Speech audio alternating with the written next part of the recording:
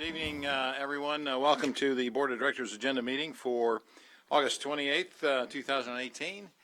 We're here this afternoon to set the agenda for our upcoming meeting on September 4th, and so we can jump right into it. We're very happy to have our wonderful people from our Metropolitan Emergency Medical Services organization, MEMS, along with the chair of the board, and certainly our executive director, John Swanson.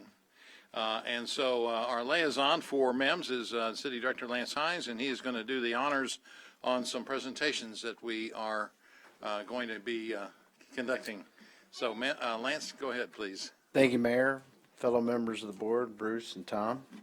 We're here today to recognize several individuals and an organization that I'm proud to be the liaison of. It's our Metropolitan Emergency Medical Services, MEMS, or better known as the Little Rock Ambulance Authority. I'm going to cover an individual leadership award with our director, John Swanson, and I'm going to turn it over to John and Scott Gordon, our chair, to recognize the organization as a whole and some of their individuals within the organization. Earlier this year, John Swanson was presented with the Award of Excellence, which recognizes an individual who's made an outstanding contribution advancing the EMS profession through a leadership role. During his career, John has worked tirelessly to improve the quality of care and develop patient-centered initiatives, said Jay Fitch, PhD and founding partner in Fitch & Associates and Pinnacle Program Chair. As Executive Director of MEMS, John oversaw a successful implementation of in-house EMT and paramedic schools, which result in more diverse workforce and improved retention. He also led the development of a statewide call center for the Arkansas Trauma System, which coordinates the transport of critical patients across the entire state.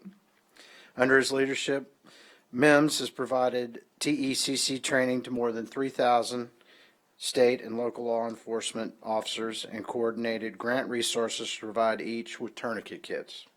This would be more famously known as Stop the Bleed.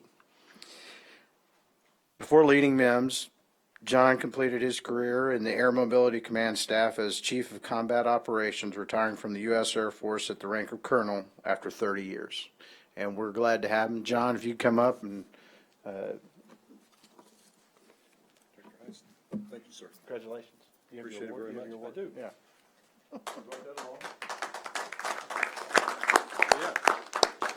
So I'll turn the mic over to you. Thank you very much. And Scott, I'll share the podium with you if you like. But what we're here to acknowledge, and that award is back here. Let me have that one. Never get between Before we do that, let me just say, John, it is a tremendous award, very well deserving, that you have received individually. I cannot thank you enough on behalf of the citizens of Little Rock for your dedicated service and professionalism that you have shown absolutely every single day that you have been in that position. And we thank you. You have saved many, many lives. You've turned an organization that started in its infancy into one of the most professional organizations in the country. So a well-deserved award. Thank you so much. Thank you. We got a picture with you, John, and the award real quick. Okay. All right. Go for it. Scott, get out of the way. Scott, come up here. You get on here with this guy. Yeah. There we go. Put my chins back where they used to be.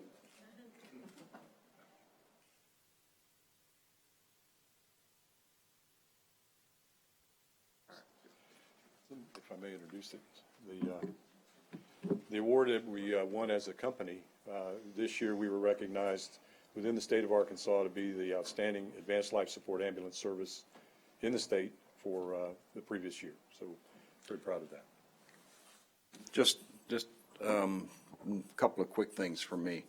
John's got some people here that I think you need to meet, and he'll be introducing them. They're outstanding examples of the MEMS staff, and they run 24 hours a day, 7 days a week, all conditions, to take care of our citizens. As John said, this award is from the Arkansas Ambulance Association. It's given every year. We don't apply for it every year. We're the largest organization in the state, and we're probably the most diverse organization in the state, and hopefully John will be able to speak a little bit to some of the innovative things that he's been able to bring on. Community paramedics, Stop the Bleed, and some of the other things that we do. But as a member of the board, and I've been a member of the board, of the Ambulance Authority longer than I can remember sometimes, thank you, Mr. Mayor. But this is a gem. This is an organization that the city needs to be proud of and really hold up in our economic development work and in our community development work, because it serves every aspect of our community. And the men and women who organize and staff this organization are absolutely amazing. And truly, MIMS has become a part of the economic engine that's Little Rock.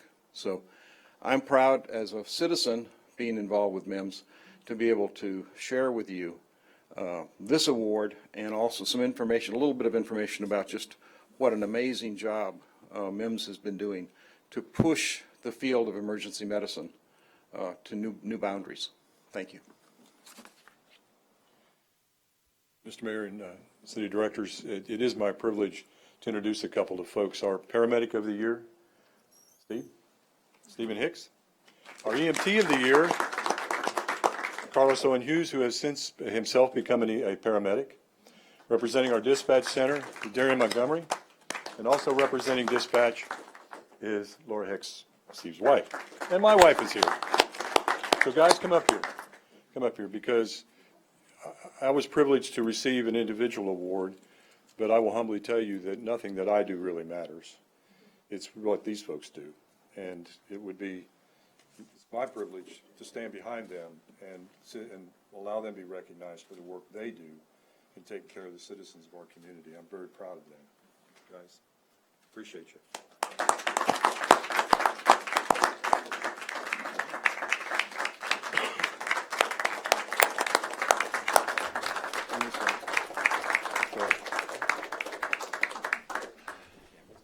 Let's line up a little bit of a, there we go. Okay.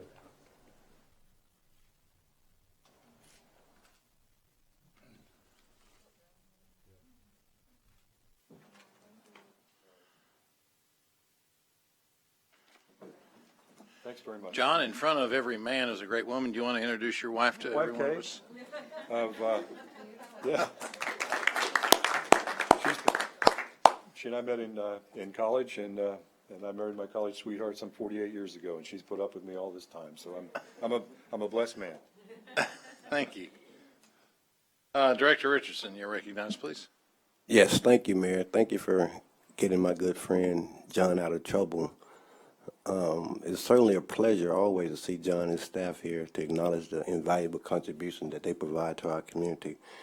And it's good to see my good friend, former Vice President of Children's Hospital, Scott Gordon here. I mean, Scott, unbeknownst to a lot of people, has provided a lot of resources, not only dollars, Mayor, but brain power and skill sets to a lot of revitalization efforts in the inner part of our community. So it's good to see my good friend Scott back here. And Scott, we certainly miss you at the table and your dollars at the table to help us improve Little Rock and inner part of our community. But it's good to see you. And John, I'm glad the mayor made you acknowledge your wife. And always a pleasure to see you and your staff here to acknowledge the invaluable service that you provide to us.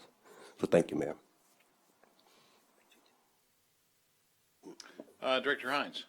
Thank you. I just want to pay John and the staff at MIMS one more compliment. And I tell John this all the time, that sometimes it's not that I don't like them, that I don't always, they have my full attention, but I don't have to spend a whole lot of time giving them attention because they're so well run. And I always tell John, I said, you know, it's not because I don't like you. It's because we tend to spend our time where there's problems. And at MIMS, it's such a well-run organization because of the quality of folks you guys hire. Our board over there with Scott. I mean, we've got some folks who really care about that organization, and I think that has to do at its core. And I think it shows with the fact that you got a national award, and then so many of our employees got statewide awards. So it's amazing. Congratulations to you guys all, and I continue to look forward to working with you guys in the next coming years. Very good. Thank you all. You'll note on our agenda that we've got two other presentations, or a presentation and proclamation for September 4th, one dealing with our Law Enforcement Training Academy Award, and then a proclamation for Hunger Action Month. So we can move on to the agenda now. We've got an addition, M1 resolution. If there's no objection, we'll add that to the consent agenda. And a deferral of item 20, which has to do with the issue of street cuts in our streets and rights-of-way. And there's a little bit more information we need on that to try and pull our utilities together and try to minimize the number of street cuts. And so we're gonna want to look at that a little bit more. I got a couple questions. Director Wright, you're first, please. I would like a next presentation on M1 resolution that we just added. Okay, Mr. Moore, do you want to do that, or you want me to do that? Pardon? The National League of Cities for several years has had a service line warranty program for water service lines. There's no cost to the city for doing this. Several cities around the country are doing it. Several cities in Arkansas, North Little Rock, Texarkana, Jonesboro are all participating, and there's by participating we receive some revenues, and this resolution provides that money to go into a fund to help with our housing program and any individuals that would be referred by the environmental court because they don't have the funding that was previously discussed by Director Adcock. So first year is about $21,000 that we could have toward that. It's voluntary on behalf of the citizens to save them money if they choose to want to do it. It's a purely optional program. Okay. And it piqued my interest, Mayor, because of course, when I attend the National League of Cities as well, and I had talked with some of the representatives there about this program, just as I had spoken with them about the benefits card for prescription medications. And that one is also free to the city. And I had asked Mr. Moore about getting that implemented for the citizens of Little Rock. And just as we're implementing this one, I would like to see us implement the prescription cards, because it said that in the presentation I attended, it said it would save a regular person 24% on the cost of their medications by having this prescription card. And it would be, I think they have a network with CVS, and as you know, CVS is very well distributed within Little Rock, so our citizens would be able to get some benefit out of this. What would the procedure be, Mayor, for getting that done? We can certainly get the information and bring that back to the board. Okay, I'd appreciate if we could do that. All right. Thank you. Again, no cost to the cost to the city, and citizens a or the benefit city. to the city, actually. Yeah. Thank you. Director Compuers. Well, this may be a compliment, but it goes along with ordinance number 20. I think there was a water main that broke on University. They fixed it quickly. They took the whole street, they stripped it, and Red Rock came in there and redid it. And compliments to whoever said to do it that way, but that needs to be our standard on how we do streets. I don't know, but we need to look into what they did. I mean, it was absolutely amazing. They got it done, they patched it, they stopped at night, let the traffic go through, they redug the hole, finished it up. They then came in there and did the grinding, and Red Rock came in and put a whole new surface for 2 lanes and a turn lane. And they did it in 4 days. So there is a way of doing it right. They did it right, and we need to find out how we implement that on every one of these things we do. And we had a meeting, Bruce and I had a meeting today, and we talked about that issue precisely in terms of how to do it. And also, we know that these utility companies, and there's more and more of them dealing with, fiber optics and things like that are coming in, and they come in and they can get a permit to cut the street, and then they don't repair them very well. And a lot of this is streets that we've just resurfaced, and it's very, very vexing and frustrating about that. So we're all that's why we're frustrated. holding it up to try and make sure. We're all frustrated, but if you want the standard of how we want it done from now on, there's your standard. And we just need to say we want everything to that standard. It's real quick, it's real simple. Okay, Mr. Moore, why don't we have our Public Works Department kind of see if they can quantify what that standard is, and then as we talked about, we really need to mandate with penalties, knowing the capital improvement plans that these utilities have, and really require that they come in and hold to that. I know it's a challenge for our staff to have to deal with that, and the more we can coordinate the opening up of the street one time, the much better these streets are going to look and the longer they're going to last. Okay, Director Richardson. Yes, thank you, Mr. Mayor. Mr. Mayor, Mr. Moore, I'd like a brief presentation on resolution number 5. This has been an important project of the southwest portion of Ward 2. It's involved significant property acquisition. It's been a lot of anticipation on the development and completion of this project. And if you can give us a brief presentation in terms of when we're going to begin and when we anticipate it being completed, I appreciate that. Mr. Honeywell? John? It's a On, presentation resolution on the Geyer Springs overpass and when we potentially will get started and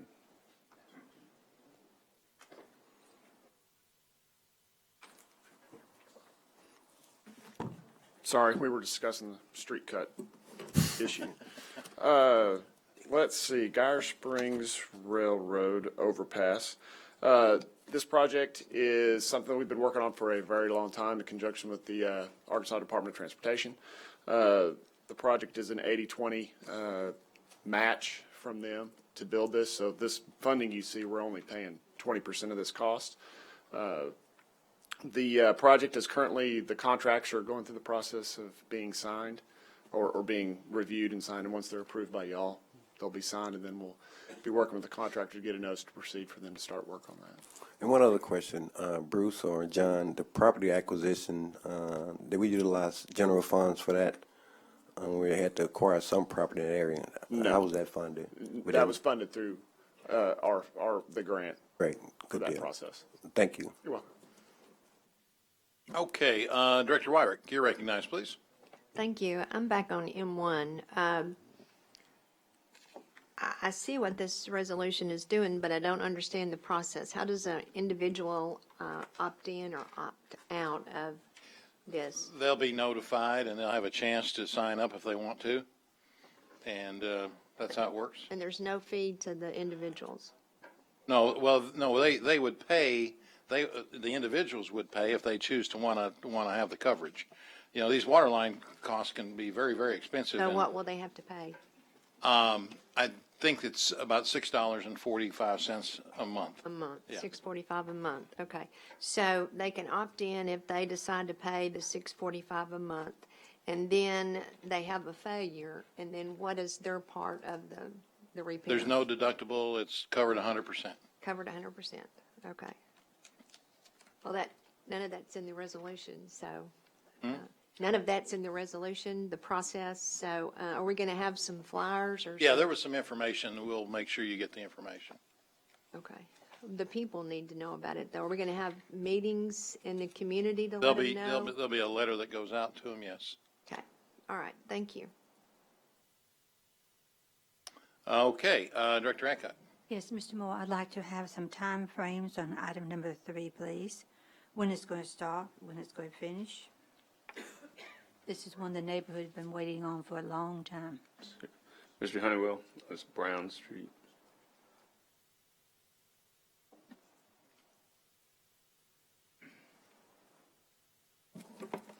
Mayor, Vice Mayor, Board.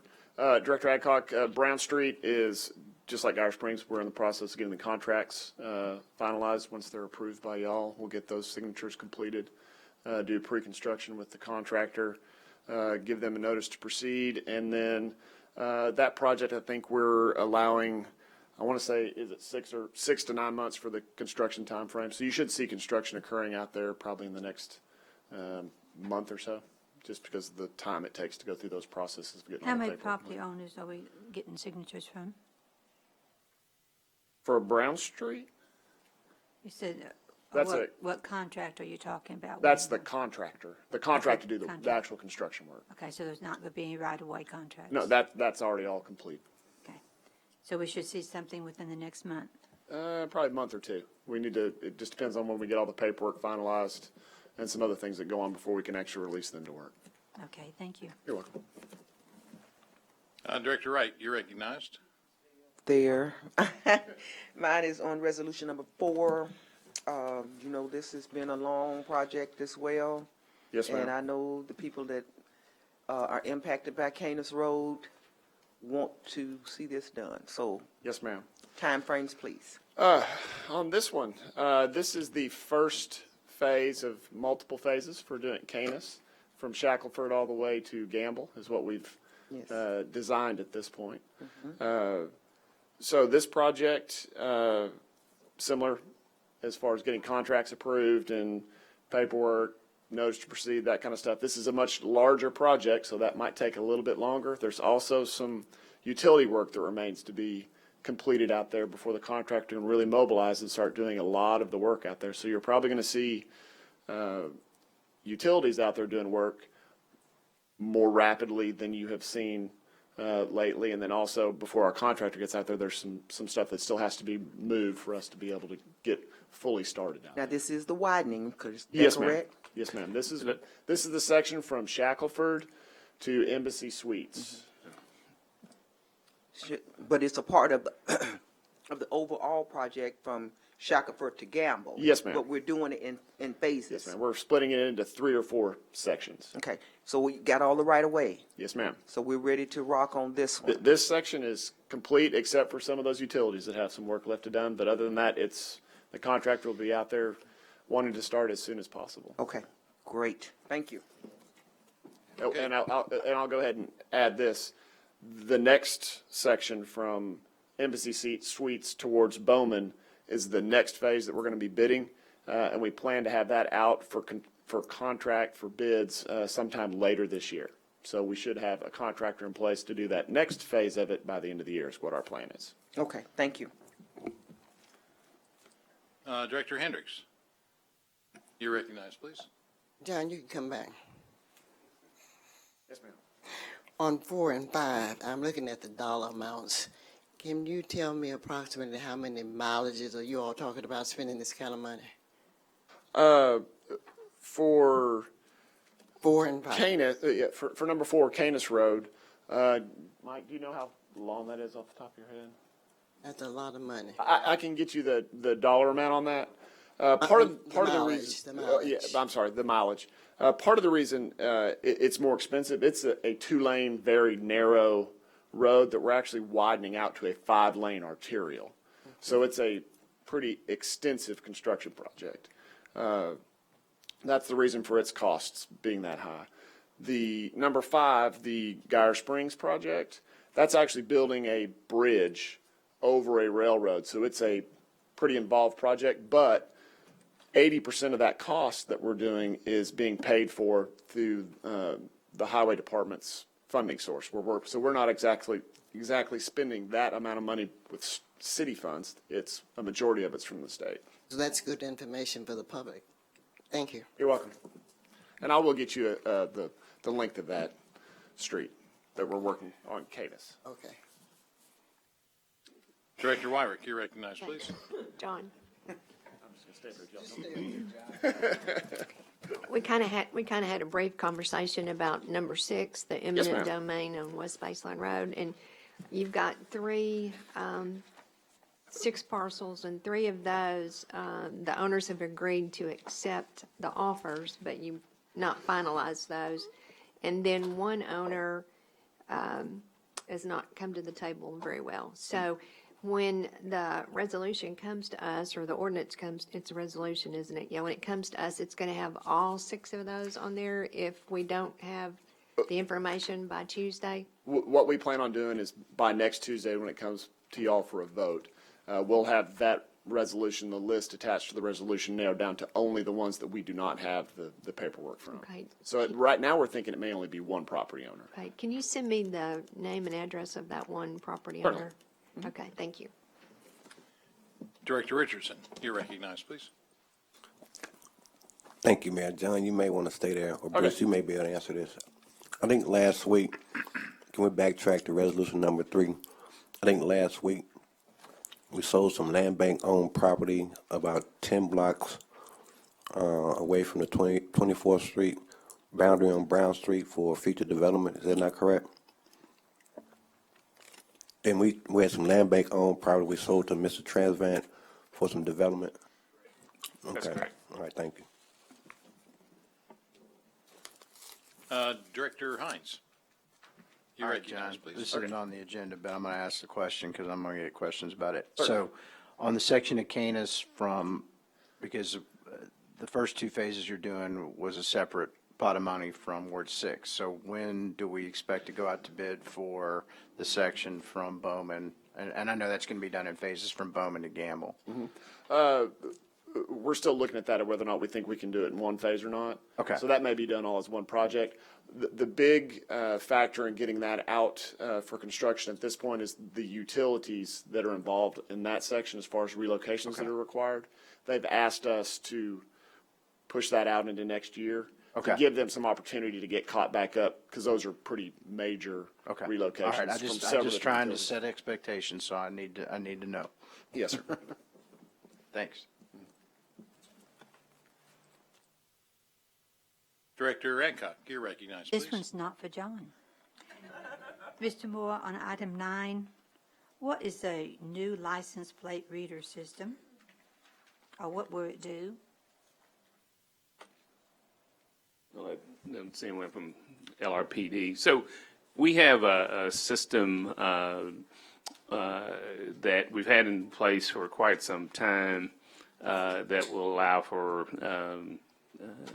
our units to read license plates. But in this case, and it was really a outdated, antiquated type of deal. In fact, the service is with a company out of London. So we put it back out for bid because there's a particular neighborhood, and it's mentioned here, River Ridge, that is interested in buying one of the cameras and then attaching it, and then we'd be able to connect it to our system. So it's basically a system that allows us to read license plates very confidentially. And Tom has worked out with the language with the neighborhood association to allow them to hook into our system. What does a neighborhood association want to do with this type of data? I think if there's incidents in the neighborhood, they want to be able to, for us to have access to information, the data that we might be able to. And it's just like a gate at a security guard. And where is this neighborhood located? It's in Ward 3, right off of Cantrell. And are they paying for all of this? They're paying for their camera, yes, ma'am. Is this available to other neighborhoods? It is. The camera's about $6,000. So the neighborhood association has to, or the property owners association has to be responsible for it. Okay, has that information been sent out to all the neighborhoods? This is really a first-time pilot. We've been working on this probably for a year and a half. And so we want to see how it works, but definitely if we can get this going, it'll be available. And if a neighborhood association that's listening wants to check into this, who should they call? The police or you or Yeah, the chief's office, the chief's office? Okay, thank you. mainly Captain Terrell, but This is to take requirements, sir. Director Hendricks, you recognize, please. I'm concerned, this is for Mr. Moore. Mr. Moore, I'm concerned that the police department is not here to share the information rather than yourself. Okay, you let him know I asked you that. Okay, and then with it being in 3, is it that the neighborhood association could have this same service in their community, or is this, tell me about it. again, I believe the leaders of the association saw this technology somewhere being operated and it approached us. And again, it's something we've been working on a while. We just realized we didn't have the capacity or the capability with our old system. So that's why we had to repackage it and go out to bid and for a new system. So this is going to enhance public safety throughout the city by buying this equipment. And with it being Ward 3, you say it's going to help the whole city? Because again, the system we had was pretty old and really didn't work very well. So this allows us to do that. Thank you, Mr. Moore. Director Wyrick, you're recognized, please. Okay, further questions on item number 9. You said that the camera cost about $6,000, but this says not to exceed almost $27,500. So what are the other costs besides the camera? It's the updated software system that I was referring to that is just outdated. And so in order for us to, we needed to do it anyway. And as we started getting into it, we realized, well, if we're going to do this, we really need a whole new software system. So the balance of that is for the city. That's why I was saying it's going to enhance public safety efforts throughout the city. So if this pilot works and it's a good thing, then to an individual neighborhood, it would be $6,000 for the camera. Are there any other costs associated with that? No, ma'am. Okay. And does the police department monitor the camera, or do you have someone in the neighborhood monitor it? Right. The police department won't be monitoring it. Obviously, they're out doing other things. But if there is a particular issue in the neighborhood, then you'd be able to go back and look at the data. And Do you know how long it retains the data in there? I can find out. I'm not sure. One of the things I hear about is, yeah, it was on my camera, but it only goes for 24, only 24 hours, and then it overwrites the information that's there. So just some little tidbits about that might be helpful in the event there's some other neighborhoods that would be interested in it. Okay. Vice Mayor Webb. Thank you, Mr. Mayor. Not to belabor the point, but just one more piece of information. This is a neighborhood that has very limited in and out, ingress and egress. And so there are a lot of neighborhoods in Ward 3 and other places that have multiple ways to get in and out. And so I think that's one reason that this particular neighborhood has been so interested in getting it, because there is one street that you get in this neighborhood and one street in that same way that you come out, if that's helpful. Okay. All right, let's move on to the planning and development items 10 through 18. And Jamie, I imagine you ought to kind of move up a little closer, because I have a feeling you're going to be called on. Director Wyrick. I'd like a presentation on item number 13, please. That's an unlucky number. Mr. Collins.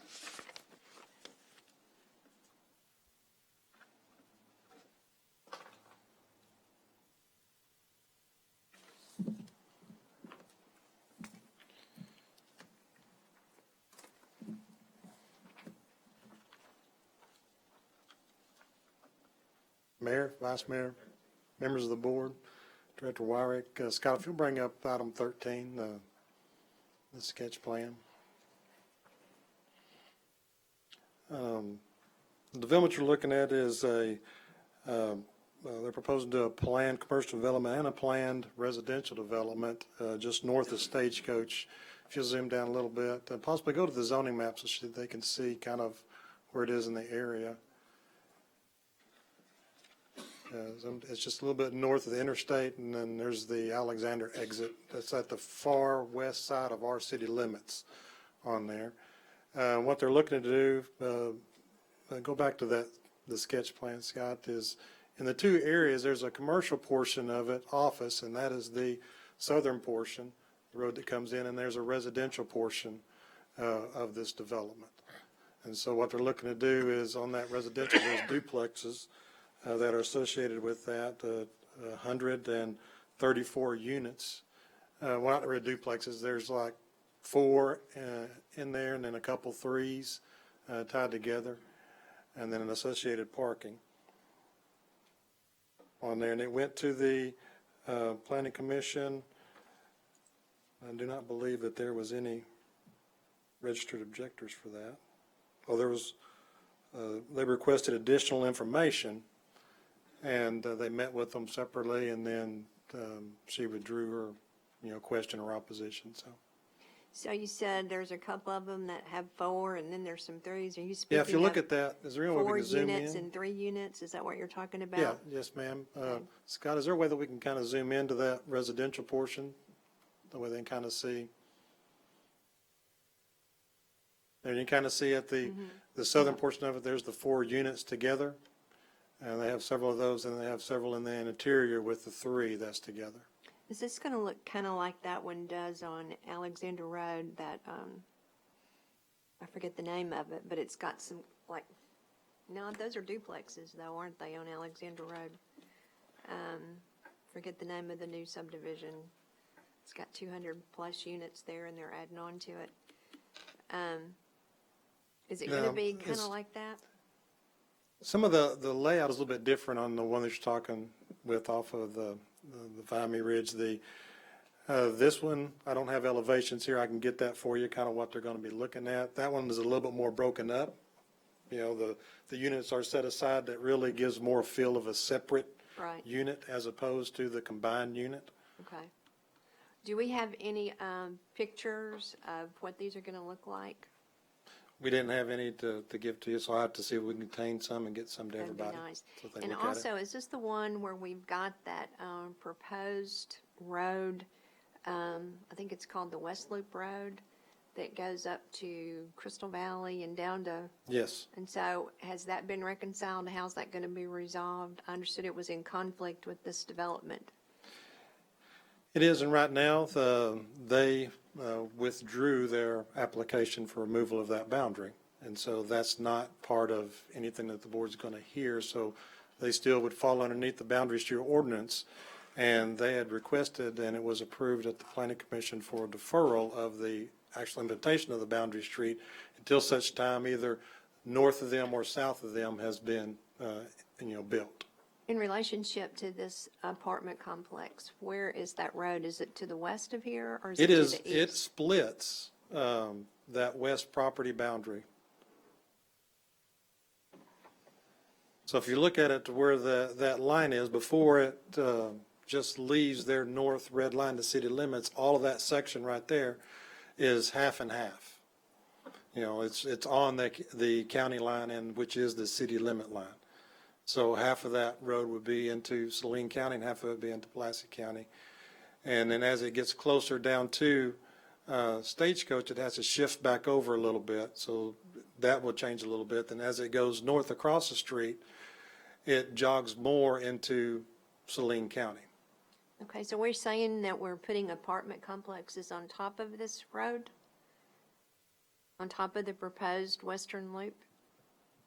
No, they have set aside a dedicated right-of-way that would be on that western side. Okay. I got kind of confused with your description. And there's 134 units, is that what I heard? 134? Yes. Okay. And is this the one that runs beside the Fush and they're going to have some sort of park-like setting for that? Is that a part of this application? They did not present a park setting in there or develop a park. They had talked with us and also Parks about potentially deeding that over or presenting to the city for a park. But currently, as it stands, it is just open space. Okay, thank you. Okay, Director Wright, you're next, please. Jamie, ordinance number 16, presentation on that.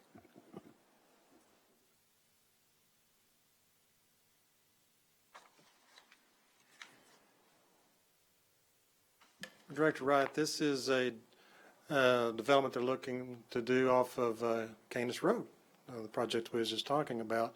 It's for Huff Plumbing. Scott, if you go to the zoning map, maybe it'll give a little bit better overall where it's at, kind of location-wise. So if you look at the deal, it's just east of Bowman road. What there is, the existing, there was 2 existing lots that were there. Essentially, roughly, if you look at it, it is split about half and half between the 2 residential houses that are closer to Canis. There were old residential homes a long time ago. It went up to the north and split the property, essentially what you're looking at, in half, and then Huff come in. So it's been it's zoned R2, so it's been a non-conforming for a while. And what they're looking to do is come in and recognize the use that's out there, and also in the homes that are out there, and split. If you go to the sketch plan, Scott. And so what they're doing is they're generating 4 lots out of it. So you're looking at lot 1, 2, 3, and 4, and where lots 1 and 2 is the ones that are fronting Canis, and 3 or 4 back behind it. So were there any objections registered from the community? There was no registered objectors present. Any correspondence at all regarding this from the community? No. Okay. These 2 houses, are they owner occupied, or are they just, what? Right now, those 2 existing homes, I believe they are part of the Huff. I don't believe there's residents living there right now. Okay. I think one of them was an office at one time. Let me pull up the existing stuff. Okay. Yeah, it was, office, retail, office warehouse. Okay. But they were used as residential structures at one time, a long time ago. Okay, thank you. Director Adcock, you're recognized, please. Jamie, item 14, please. They have clear-cutted lots of land out there for this. The plaza. Okay, is this going to be a building? Is it going to be what?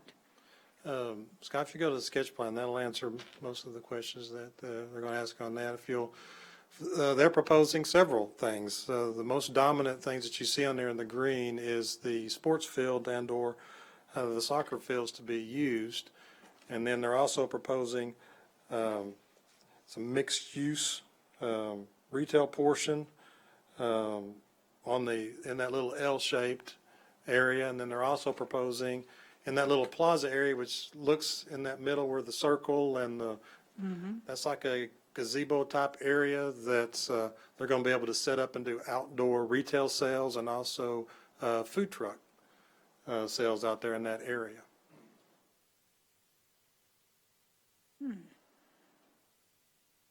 And all that parking is over to the right where the little arrow is right now? Yes, ma'am. That's all parking, and there's a little bit of parking up to the front that services that retail space just, to the north and to the west. Is that square going to be covered? Where you said we have food trucks and outside sales? Where you got the circle in the middle? I'm looking for it. Yeah, it's it just says outdoor activities marketed booth.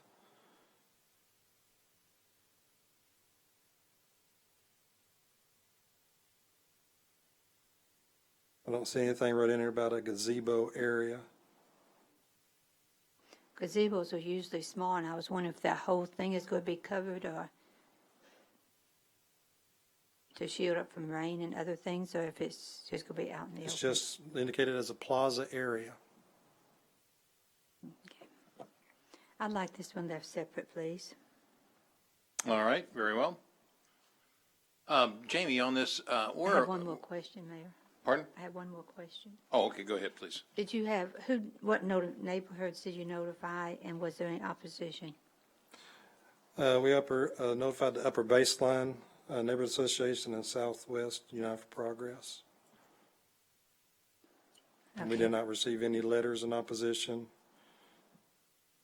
Okay, thank And you. then no registered objectors were present. And actually, we received some from the neighbors in regards to lighting and times of operation of the soccer fields. That's right next to Job Corps. Yes. Was Job Corps notified? Everybody within 200 feet of the property was notified. Did you get anything back from Job Corps? No.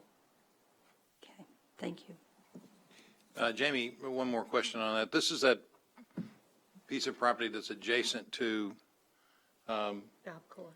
the Job Corps and close to the food bank, is it not?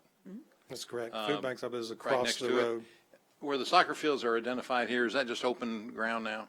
It's open ground. Open ground. If y'all have drove by that area right now, they submitted for and received a preliminary grading, clear cut permit through there, and they'd cleared the trees and done some preliminary stuff out there. Who's gonna operate and maintain and run this program?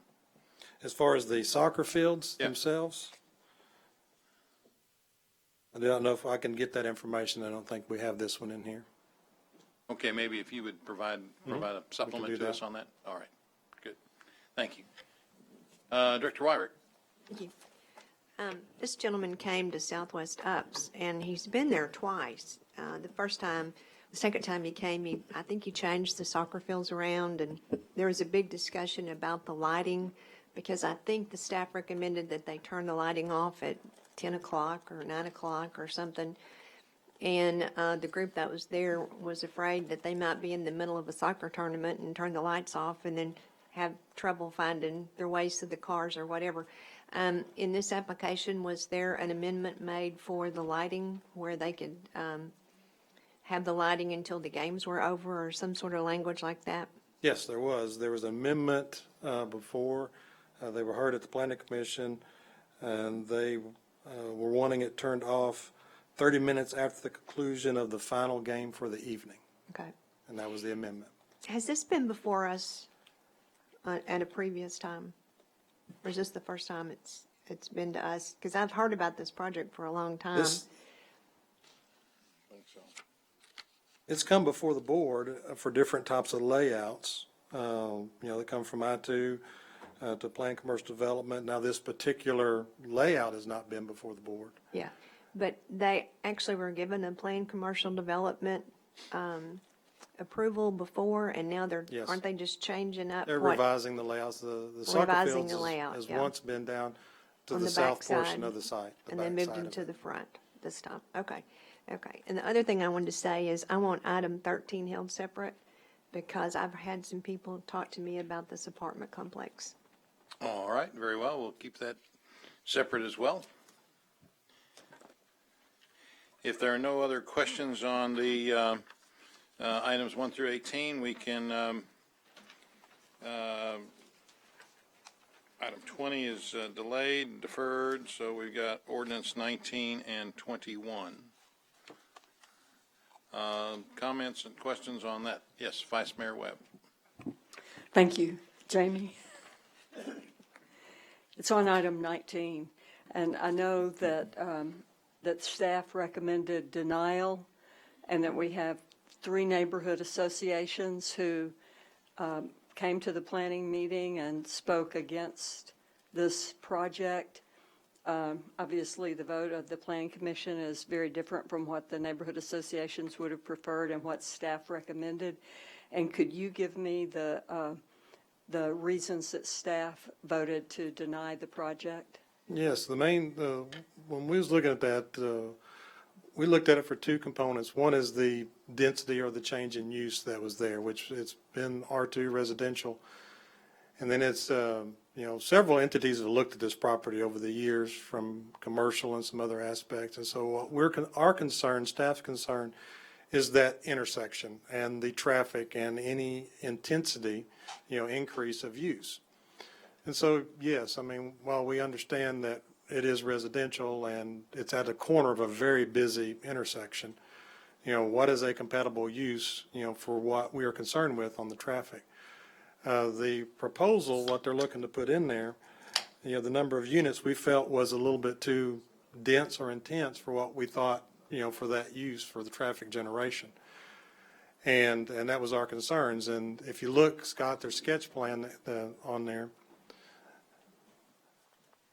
their proposed layout, they're accessing, North McKinley on there. Now, currently, the residential home has access on Markham and McKinley. The front is kind of like a, a crescent, shaped drive, but it is a very low intensity use. It's just residential.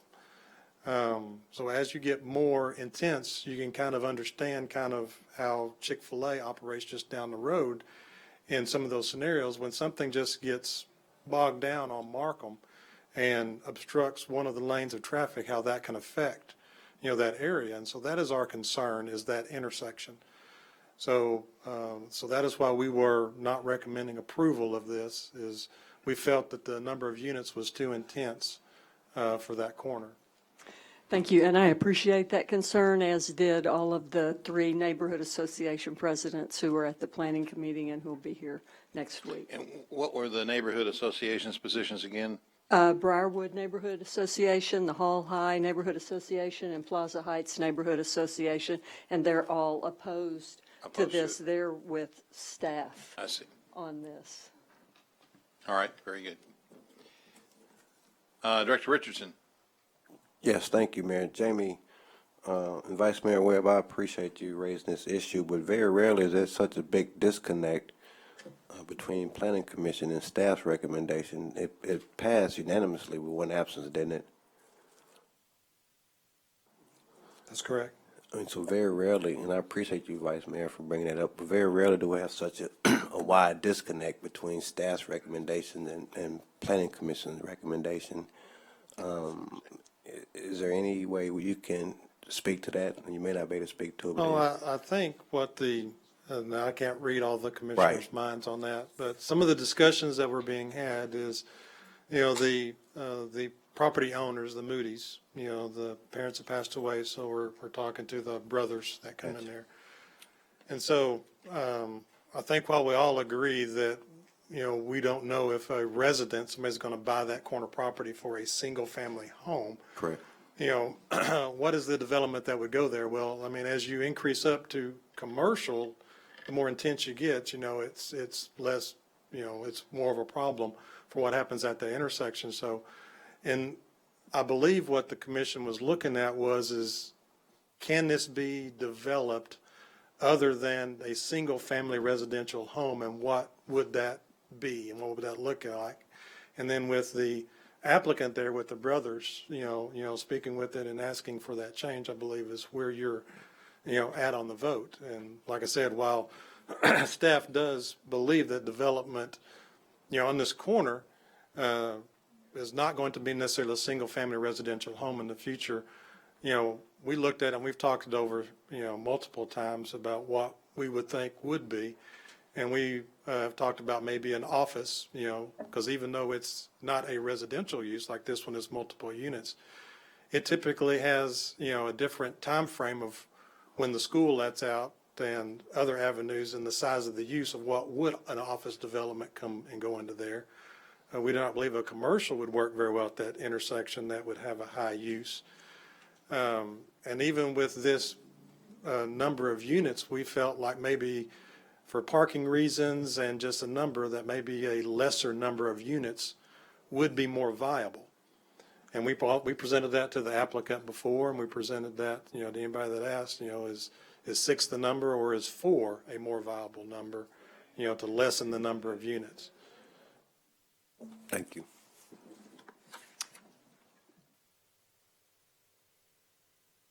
Okay.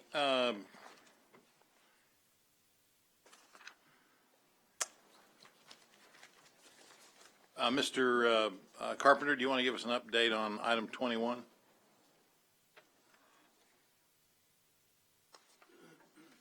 It's the one that's been deferred a couple times. Are we still have it on for? My understanding is that Verizon wishes to keep it on. I know that they're trying to talk to individual board members. They've drafted some language that they think is appropriate. I'm preparing a memorandum for you, Mr. Moore, and I guess I can send it to the whole board as to why I think the language is not appropriate, and we're going to discuss that tomorrow. All right. Director Compuris, you're recognized. Bruce and Tom, we have an agreement with AT&T, is that correct? Yes. How similar is this proposal to what we have with AT&T? Well, the real answer to your question, Dr. Compuris, is that AT&T was done back in the 1960s. It was amended in the 1980s to deal with utility relocation. What we have in place in this country right now is a situation where companies on the new edge of telecom technology, data technology, want to say that they should be treated in one way, and then they want to have the same freedoms that when the telecom company owned the equipment, the lines, and did all the research on it was like that. As I've pointed out to the mayor, we need to get some major changes done to all of these franchise ordinances. Right now, AT&T has the ability to put fiber in the ground. What we have learned through this is that that's for their facilities, except there are some conduits that are being rented to Windstream. What we don't know, and what I'm trying to find out before the meeting or the information is shared tomorrow, is whether Windstream, which has a franchise with the city, is paying us 5% on all of its fiber uses, regardless of which conduit it's using. If it is, then they're not similar at all. Well,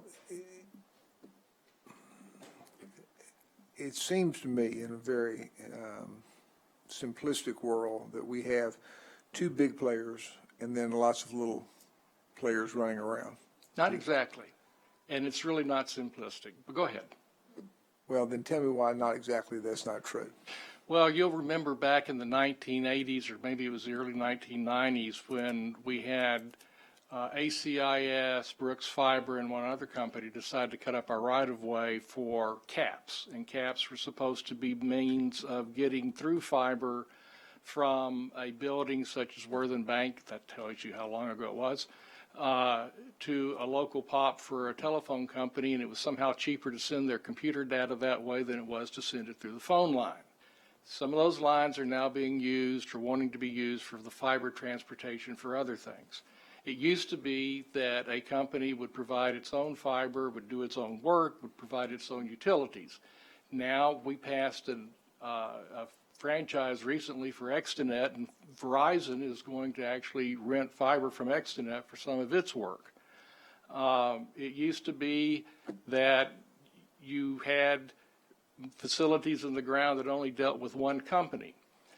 The typical fiber thing has 88 pairs in it that can go to essentially 88 different companies. And so dealing with a franchise isn't like just saying, well, okay, company X, we want this from you. And they said, well, no, we only want to pay for the fiber we're using in the ground and then rent out the rest of it and not pay the city for it. I don't think that's simple.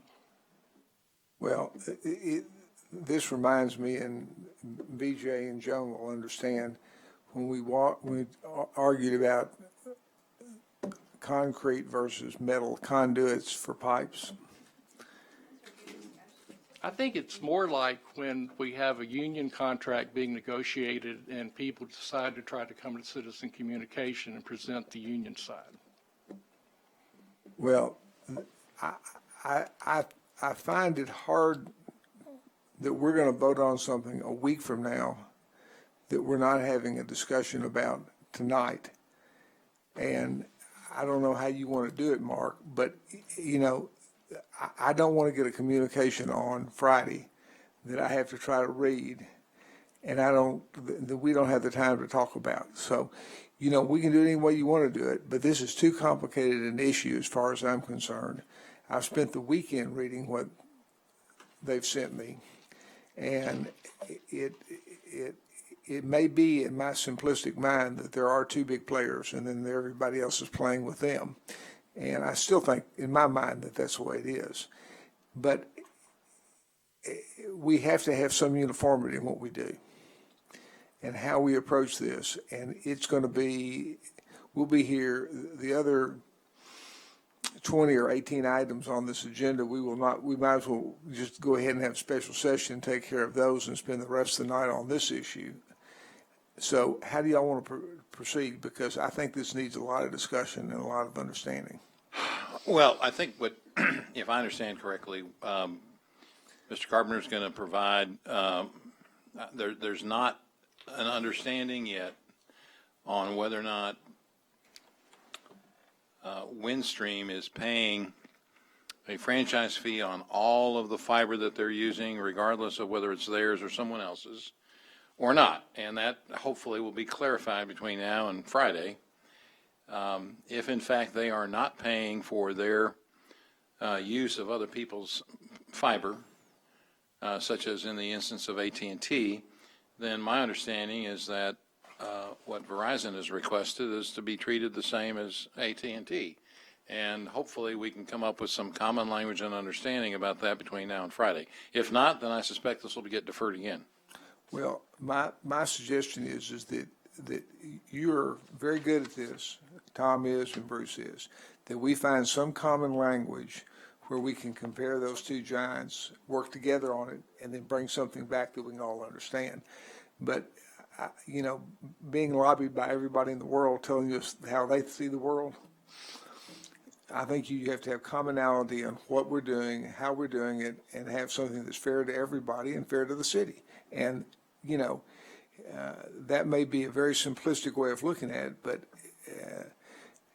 BJ may know enough about this, having worked in the industry, but my world doesn't revolve around this sort of thing. And Well, I hope there'll be some clarity between now and the end of the week. well, okay, then how do you propose that we disseminate and discuss that information? Are you going to send us the thing that says we now have something that both AT&T and Verizon agree with, and we're going to discuss that and tell you how it works? Or are we going to have everybody making their presentation next week? And is this, and then the other issue that I think that I don't know, is this a legal issue? Is this a policy issue? What type of issue are we discussing? That's a pretty basic thing we ought to know.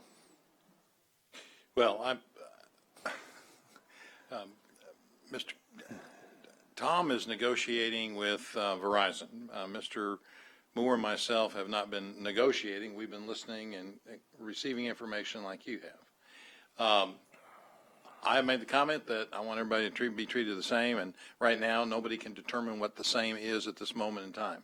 If we can do that, then there might be an agreement and a commonality of understanding between council and Verizon, and I'm hopeful for that, but I don't have the answer. Mr. Carpenter is preparing whatever he's preparing for us to understand that. I mean, we are not going to go here and between now and when this needs to be done and renegotiate 30 or 40 franchise agreements to make sure there's consistent language. We're going to have to come up with something that's fair, and then if there's going to be a wholesale change in the language as it relates to the change in technology, then that's another policy question that'll have to be dealt with. So I think fundamentally it's a policy question ultimately in terms of what we're charging a franchise fee on in terms of services. And so, again, if there's no agreement, then I suspect this is going to get deferred until hopefully there can be some agreement. And if there can't be, then I guess we'll hear the competing considerations and we'll make a decision as a board on what we're charging our franchise fee on. Then the other question is that tell me the urgency about approaching this next week. Verizon's the one that asked that it not be taken off the agenda. It was put on the agenda. We thought we were close. We weren't. And they wanted to keep it on the agenda. If it had to be deferred, it had to be deferred. So that's why I haven't recommended it be deferred. But is there an urgency that we get this agreement done with them? Verizon wants it done Well, there is. as quickly as possible. We cannot, as a legal matter, become a barrier to competition or entry into the right-of-way under federal law. That is the major legal issue.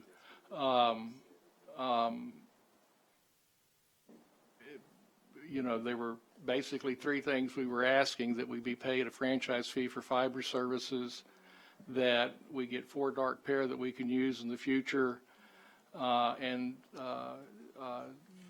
it was a definitional matter on gross revenues. Verizon objects to the definition of gross revenues. They objected to the for dark fiber, but they're now willing to accept something that would be for dark fiber or in-kind contributions to the city, which we can do, but if we do, then we've got to turn around and offer it to the other companies that have fiber in the ground that are giving us for dark fiber, pairs of dark fiber. And we have to come to a common agreement for all of them on the meaning of gross revenues.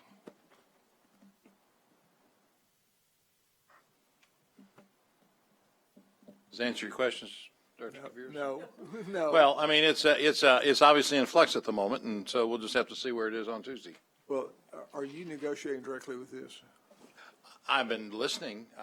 I'm not negotiating because I don't have I'm the one that found out what AT&T was doing and gave it to Mr. Carpenter so that we could find out. Now, that led to the question of, well, Windstream's got their own franchise agreement. Are they paying just on their fiber that they're laying, or are they paying on that fiber plus whatever they're leasing from AT&T? And the answer is not known at this moment.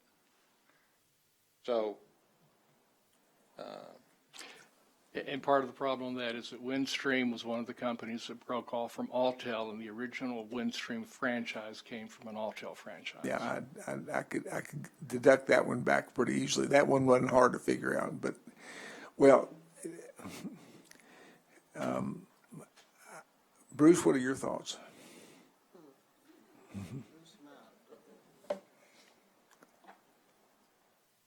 A few things. One, I think Verizon's been very clear that our definition of gross revenue will not.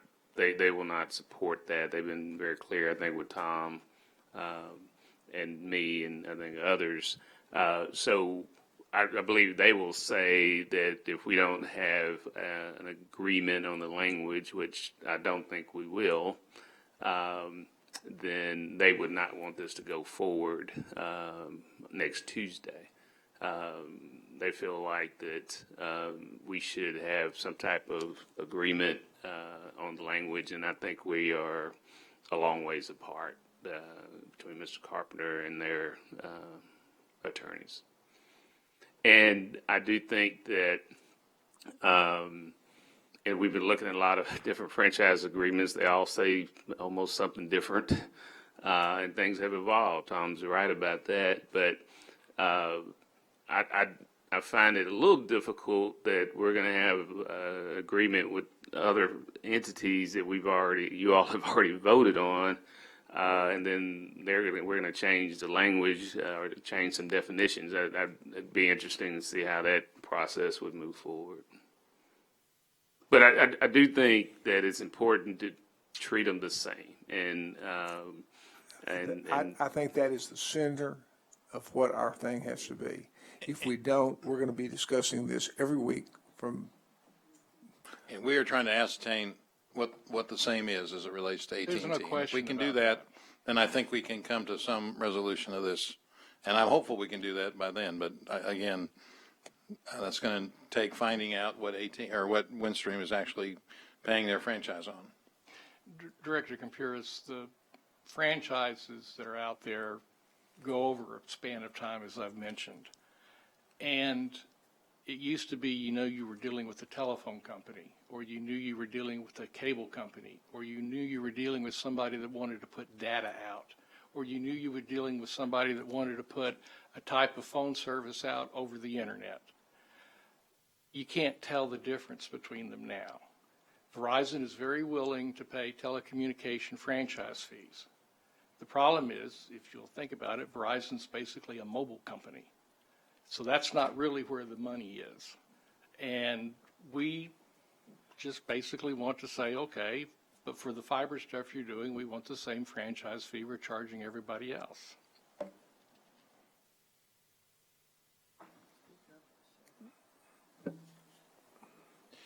All right. Well, I think, Dr. Compuris, as you mentioned, this could go on probably till midnight tonight, and we still wouldn't have a resolution today. So hopefully between now and the end of the week, we'll see whether we get one. I'm hesitant. Director Hendricks, you're next, please. Are we through with that? Mine has to do with something else. Well, I don't know that we're through with that, but you were next on the list, so. I just wanted to ask Mr. Moore if he would share with the board and if that would appear on the agenda, what you plan to do with Cheatham Park. He called me on the phone, and I want you all to know what he's talking about. Cheatham Park. He knows. Cheatham Park. He knows. Mr. Moore, do you have any comment? Okay. I'll follow. All right, very good. Director Richardson, you're next, please. Yes, Mayor, not to belabor the point, but I think Dean touched on a lot of questions that I had, especially since we're advised not to meet with them. And I think Bruce's point about looking at different franchise agreements and they all saying different things. I too, Dean, have been looking over information sent to me over the weekend, and it appeared to be CalCIS time sensitive from their standpoint. But I don't know if you and I are looking at the same information. I mean, we don't know if we're all looking at the same hymnal. And I think that's problematic in the numbers senses, Tom. And Well, I hadn't seen the information, so I can't tell therein you. lies, I think, the concern is, and I think that we've been advised not to, we've been advised not to meet with them, and I know a few of us have met with them, and I think they're still trying to meet with some of us, and I know some of us are getting different information. I just need to make sure, and I'm like you, Dean, I want to make sure we make an intelligent decision, but I want to make sure it's based on actual factual information, and it's based on we're all looking at the same hymnal and reading from the same book. And I don't want to belabor this point anymore, but Dean, I do share the same concerns, and it's not as simple to me, but I'm not as smart as Tom, so I take that with me tonight. Director Hines, you recognize, please. Thank you. Tom, I'm going to take a huge point of issue with you on this. We have two employees at the city board does, you and Bruce. There are many times, and Bruce is aware of this, you don't get involved with it as much, is that when a developer, another entity, a corporation hits an impasse with staff or even with Bruce himself, that those companies come to us. If it's not litigation and it's merely the contractual part of this contract, the other big part of this is policy, where it comes to telecommunications in this city. Verizon is a Fortune 100 company, and outside of Arkansas, they are a huge wireline provider, just like AT&T is here. I look at this from a standpoint of competition, protecting our rights with our rights away, and getting franchise agreements done. As a government entity, as a government, we have got to set a level playing field for competition. Where it comes to AT&T, there's Ritter Communications, Windstream, just to name a few, who provide wireline and telecommunications. In Little Rock. What I'm seeing here, and the reason, and I've got several notes here, part of the issue is the reason it's time for them to fish or cut bait. They've been negotiating with your office since October, if I'm not mistaken.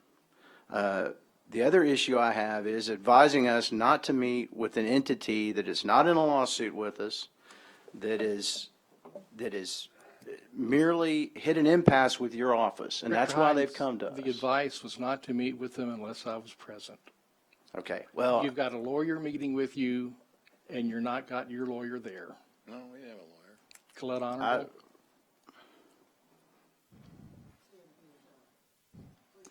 Colette Honorable is an attorney, and you know the rule. Who? Colette Honorable. Who is? Colette Honorable. Oh, well, first time she was not present. No, but Tim Vogel was called in on the phone. And the other first thing time. is, I have only heard mention of this. The email you sent out did not go to my Didn't know she was. two emails. You sent it to my .gov email, which I do not check, so I didn't get that. But what I will say is there's been many times where I've met with attorneys without you present on issues that are coming before the city, Tom. And this, my problem is there's a huge policy issue here. Mm-hmm. There's a lot more at work. We've got a company that's about to decide whether or not they've got a plan B. There's plenty of fiber in the ground. They can go lease from other companies, but they're talking about making a huge investment in the city dropping a whole new fiber ring that would bring great competition and be good for the residents of this city, in my opinion. And we seem to be hung up on trying to apply a different standard here than we've negotiated with other companies. Overall, and this is just my take, is that maybe we should figure out when our AT&T, when all of these expire. What's that? Well, that's one of the critical and difficult legal issues, but it is a legal issue, Mr. Hines, Director Hines. 253A of the Communications Act is the one that requires that we've got to be fair with everyone. If we're not, then we have no franchise fees. Y'all are getting ready to go into budget, and I don't think we want to do that. Well, And if they want to sue, it is litigation. So Right. that's why I made the recommendation. And Tom, we do have the very looming ominous that we've already been preempted when transportation network companies come, when we try to do the right thing. There's a very high likelihood that we've already seen telecommunications companies on a national level go to Congress to try to preempt the states and municipalities where 5G and small. And I guarantee you, if we don't get right on this, there'll be a move to preempt us with the state legislature on this deal. It's happened before, and it'll happen again if we don't get right on this and put a level playing field out for this. And they're not, I don't think they'll sue us. I think they'll attempt to preempt us. They may. I haven't asked for anything that I haven't asked for the other companies the last 10 years. So I agree with you on the level playing field. I think the interesting thing, and I say this with all respect, I think maybe I need to see what I can expand on that memorandum for all of you so you know what their issues really are and how far they are. And I will get that out. If I do that, then no, I don't see any way that the thing would be ready for Tuesday night.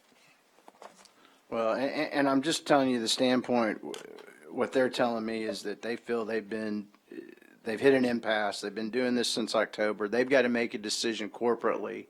And this is a competitive field. AT&T's already out dropping new fiber in my neighborhood, around the city.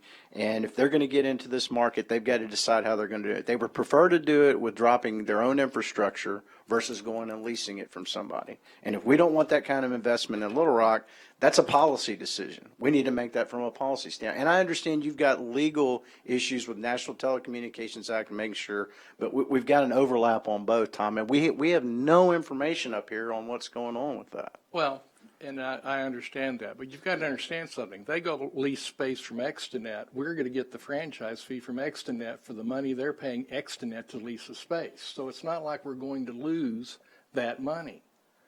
Well, so it if they want to put in another fiber I disagree because we only get a percentage of the lease payment. If they're leasing for $100,000 a month, but they're pumping 150,000 customers from it that we could be getting that revenue on, that's a whole different deal. They're only paying get a on the percentage lease. of the lease payment. But right, if if the they rent lease- from a company that only charges them a per foot basis as opposed to a part of their revenue basis. If they're charged 5% revenue by a company, we would get 5% of that 5% for the services that take place within Little Rock. Right. But it's 5% of whatever the lease is, and that number could be anything, Tom. That's what I'm saying. I'm looking at it from a perspective of, do we want investment in infrastructure from Fortune 100 companies in this city? All right, let's not, this is an extended conversation and an argument, basically, and thank you, Director Hendricks.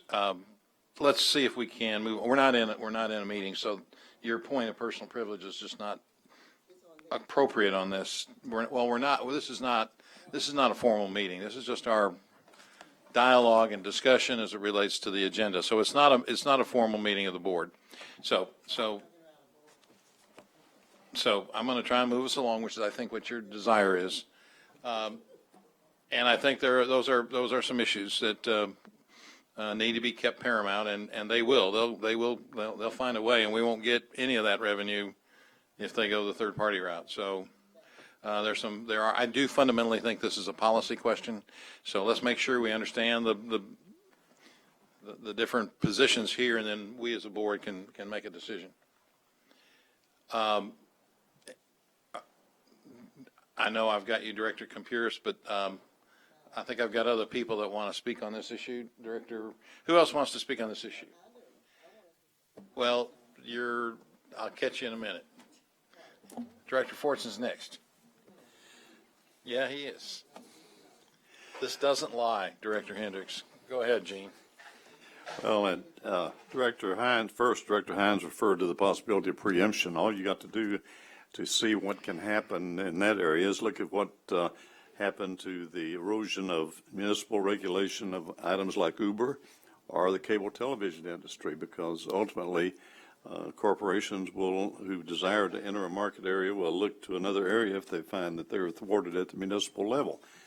Not to prolong all the discussion right now, I agree totally with what Dr. Campuris said and what Director Hines said from the standpoint of we need information on this. While it may be cloaked in legal issues at some point in time, basically this is a policy decision that I think policy decisions are to be made by this board.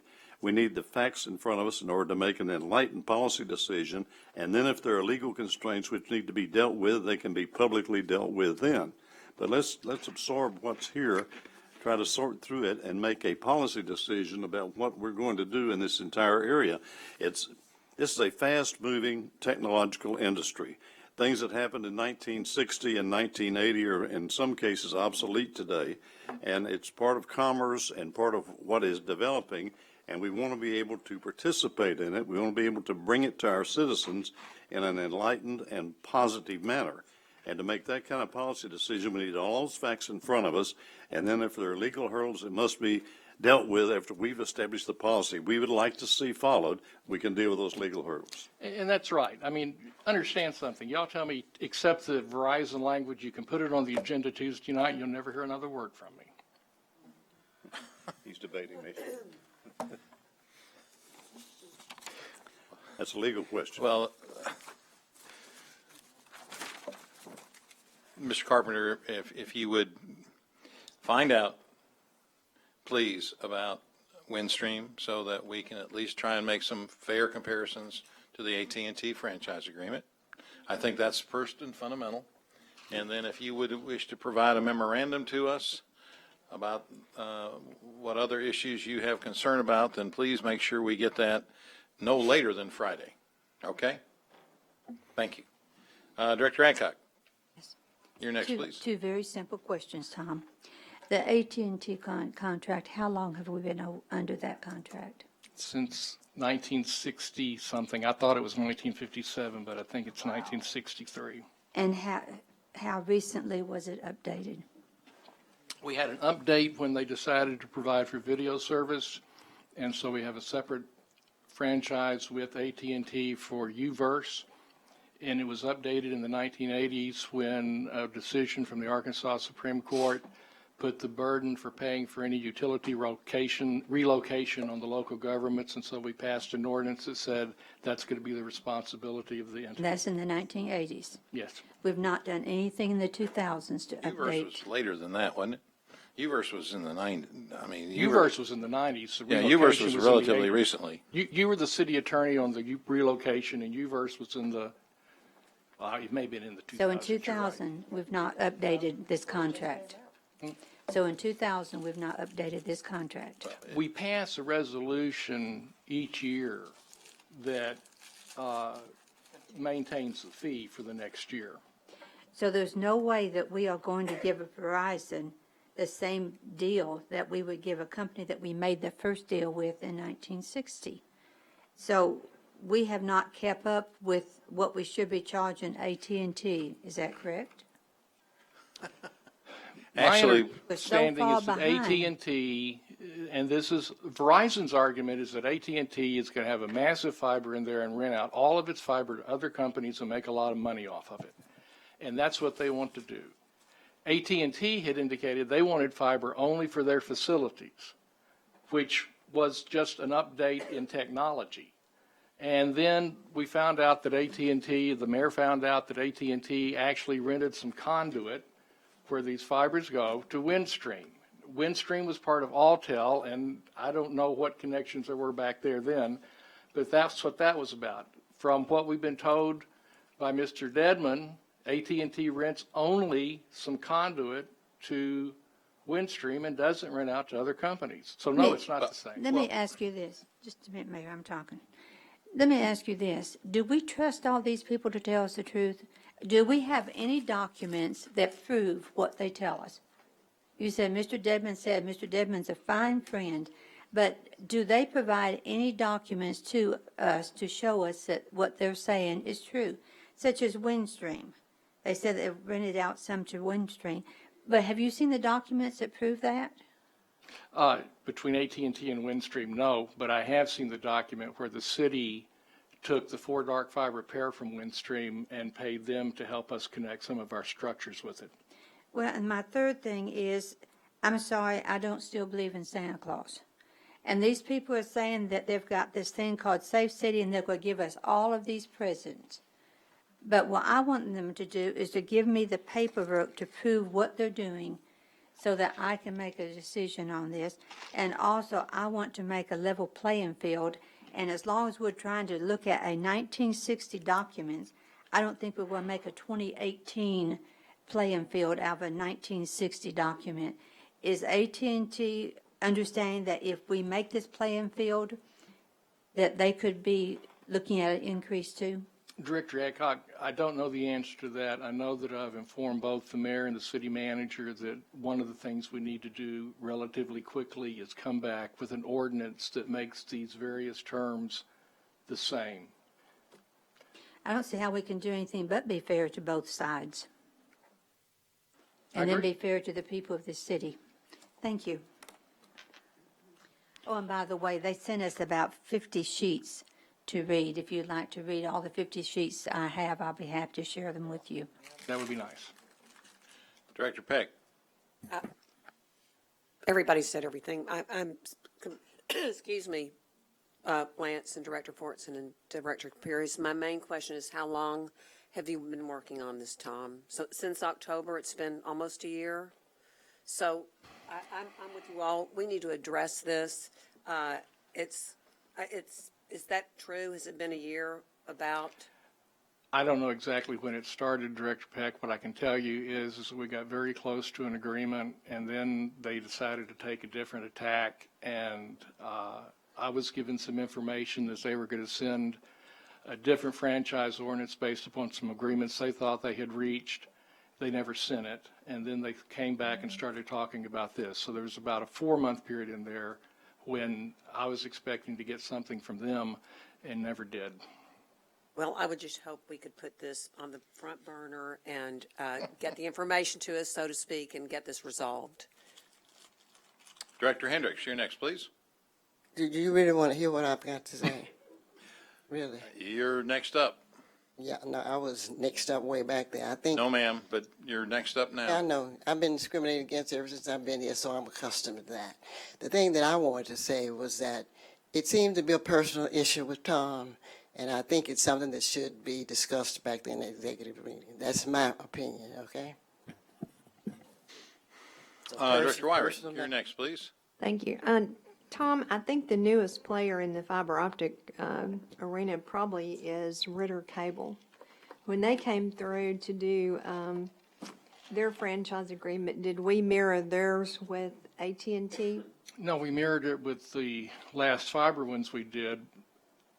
My understanding, and I talked to Mr. Honeywell last week, I don't know if he's still here.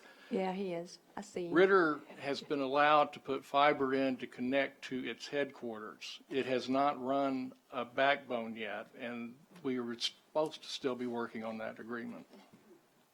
Well, they're the ones that had the contract to put all the fiber into all the schools in the city No, of that Little was Rock. Unite. Huh? That was Unite.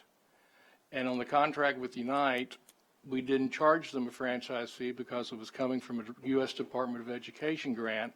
But we've got the language in there that if they start using their fiber for commercial purposes, then we get 5% plus 4 dark fiber. I'm pretty sure Ritter has backbone to the city. I'm pretty sure that they have leased fibers from AT&T and from Windstream. So that's the reason why I was asking the question about how do we deal with Ritter. Is United a subsidiary of Ritter? No, not that they've told me. I don't think they are. And the Ritter language as So well. anyway, check that part out because we've got people leasing from other people, and, you know, it looks like to me that since Ritter was the newest player, maybe we could Lease revenue. look at that, going back to compare it to AT&T and what we need to do with Verizon. Extonet's the most recent player, and it doesn't compare to AT&T. AT&T, though, does pay a 7.2% franchise fee. Three, Okay. isn't it? 7.3? I don't have the ordinance in front of me. Okay, well, we've beaten this horse. I don't think it's dead yet, but we'll see where we are between now and Friday. Director Compures. Mark, do you think it would be worth, you know, we're going into a holiday weekend. We're going to then come back on Tuesday, and then we're going to come to try to discuss this issue. Would there be any value in coming at 5 o'clock and having a primer on this issue and all the different points? I'm just, I think it would be great edification, but I'm going to tell you that our own franchise agreements have several different definitions in them, some of which are the ones that Verizon would like. Some of them are different than that. It has to do with whether you are defining revenues as leased revenues, or whether you're defining it on gross revenues of the services that are being provided to the end user. And so when you can, I mean, I don't think we're going to get any further down the road. I do think that if we can sit and try and get some common language and try and understand really what AT&T is doing, and do that on a fair way, on a fair basis, I think we can hopefully get to some resolution of this. well, is there any value then of getting you and Bruce and Tom and representatives from the big players in the room together and trying to say, And that's continuing. That is continuing. you've got Wednesday, Thursday, and Friday before a holiday. And, Okay. And I can find a room and I can lock the door and we can provide food from Cappy. And All right, very good. Okay, I think that concludes all of the dialogue for this. I'm sorry. Healthcare update, Mr. Moore?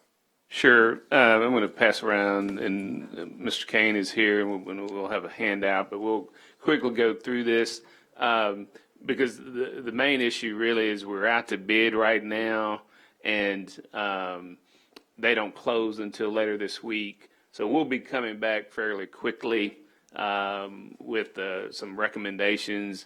So, Tom, if you want to come forward, just sort of quickly go over what we have, and then, as I said, we'll be coming back pretty quick. Mayor, members of the board.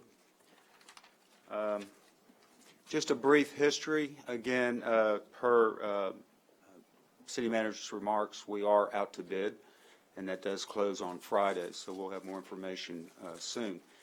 Just a reminder that we did change United Healthcare January 1 of 2016, and if you remember, 2016 was a rough year. Things settled down in 2017. We actually had a little over $15 million in total paid premiums versus 12.5 in total claims, 82.6% claim to premium ratio. So we were able to renew with United Healthcare going into 2018. And, you know, a lot of the claims is driven by large claimants. And you can see in 2017, we actually had 11 who had claims exceeding $100,000. And for the 12 months ending in May 31st, 2018, we paid in about $15.5 million in total premiums and about $13,729,000 in claims. So in that time frame, we ran 88.6% claim to premium ratio. So it ticked up a little bit, but still much better than what we saw in 2016. Again, we still had 11 claimants during this time period that had claims in excess of $100,000. Any questions with regard to that slide? Well, Tom, what is expected in the industry when you've got more premiums being paid in than total claims 2 years in a row? I mean, we're still seeing increases in our premium request each of what was it, 15%, 13%? Last year? Well, between 17 and 18, we had an increase in the premium of I thought it was around Mayor, I can't remember the exact number. 13% or 15%, but yet we did not have claims that, I mean, we had a $3 million, almost a $3 million Right. difference So in the amount of premiums paid in and the amount of claims paid out. the claim number does not include any administrative expense. So that's just actual paid claims versus premium. So by the time you factor in administrative expenses for administration, risk charges, as a fully insured plan, we pay state premium taxes. We also pay taxes under the Affordable Care Act. So this is just premiums versus raw claims. This does not include all those other taxes and Is there a fees. way to tell us what those totals are? Sure. I'd Yeah. be curious to know, yeah. Yeah, yeah, and if you would like, I can work through that for you. Just to those 2 years, I mean, be fine. Okay. Can't. Any other questions? We can go to the next slide. So again, as Director Campuris, I think might have a question. Go back to the last slide, Scott, if you don't mind. Based on this, in your understanding, did United make money off this entity for the years 2017 and 2018? Yes, sir. It is my opinion that they did make money. That's the central question. I mean, you can ask all the administrative costs and everything else, but the bottom line is, did they make money off of us that year? And I'd say they did. Yes, sir. I'm pretty confident that they did. Okay. Yep. And I'm just curious about that in terms of how you get these increased calculations. That's where I was kind of coming from on the matter. Director Wyrick, do you have a question on that? We could spend time. This may be a question for Bruce, and it may not be a fair question, so if it's not, just tell me you can't tell me. The 11 claimants for 2017 that exceeded 100,000 in payments, were those some of our firefighters that had the cancer situations that developed? Yeah, I can't tell you that. And in fact, I don't know. I mean, I get the list, but I'm not even privy to who it is. Okay. Well, you know, we know we're getting additional turnouts for them now. We know that they have some cancer issues from reusing the turnouts. So I was curious to know. I know we had several people that had cancer, and I'm thinking it was that year. So, okay, sorry. That's okay. Next slide. So we released, now, the fully insured RFP went out August 8th. Again, the deadline is this Friday. We're hoping to see responses from Qual-Choice, Blue Cross, Cigna, and Aetna. In addition, of course, the renewal offer from United Healthcare. So we'll know more as of Friday. And next slide. Again, we did the RFP for self-funded earlier this year. We wanted to get that out of the way. We're still having discussions with different entities around that. If you can remember, we got responses from United Healthcare, or UMR, which is their TPA, Blue Cross Blue Shield, Qual-Choice, HealthScope, CoreSource, Web TPA, HealthCheck 360, Meritain, and Cigna. And that was on March 19. So there are multiple network options. You know, currently we're in the United Healthcare network. We are in any willing provider state, so there's not much difference in these networks unless you're looking at a select or a more narrow network as represented by the Arkansas Health Network. So we're having discussions with them, not only as it relates to the city of Little Rock, but also with some other clients that we work with here in Central Arkansas. AHN has added UAMS and Children's to their network. On the pharmacy benefit management side, we have the whole universe of PBMs. PBMs have been in the news a lot lately. There was legislation passed here in the state earlier this year dealing with that. We have a very robust pharmacy practice at Stevens. We have multiple pharmacists on staff that lead that practice, and so they'll be bringing their expertise to play as well. So self-funded is still part of the discussion, and then a lot of that's going to be driven by what happens with the RFP that closes this Friday. And then any questions? The next slide is the last that I have to share with you tonight. If you remember, last year we began a wellness initiative requiring all full-time employees to receive an adult physical and that began July 1 of 2017 through June 30th of 2018. If they did not comply with that requirement, then they would pay $50 more a month for their health insurance. And I can tell you, I've been in this industry a long time, and we're launching these type of initiatives all the time with clients. To date, 1,880 of the eligible employees have had an adult physical in the last year. And that is unbelievable. To get almost 100% participation in an initiative like that is absolutely unheard of. The HR department for the city of Little Rock did a fantastic job in staying on employees and urging people to get their physicals. And I tell you, they deserve a great deal of credit for getting that done. 60% is considered excellence. So to be approaching 100% is just unheard of. The great thing about that is we have a whole population of employees now who have a better understanding of what their health risks are. And many of these people had not had an adult physical or had not had one in recent years. So before you can understand what you need to do to be healthier, you have to understand what your risks are. And that begins with an adult physical. This year, we're going to continue that requirement, and we're also going to add tobacco-free. So in order to earn the $50 credit, you have to get your adult physical, plus you have to be tobacco-free. And then as we look forward, years 3 and 5, age and gender-appropriate cancer screenings may be a possibility. You've probably heard in the news that the state gave money to an organization out of Texas called Naturally Slim. And the initial pilot that the state did was very successful. I think the average weight loss was 13 pounds. That might be something we want to look at also as part of the incentive program.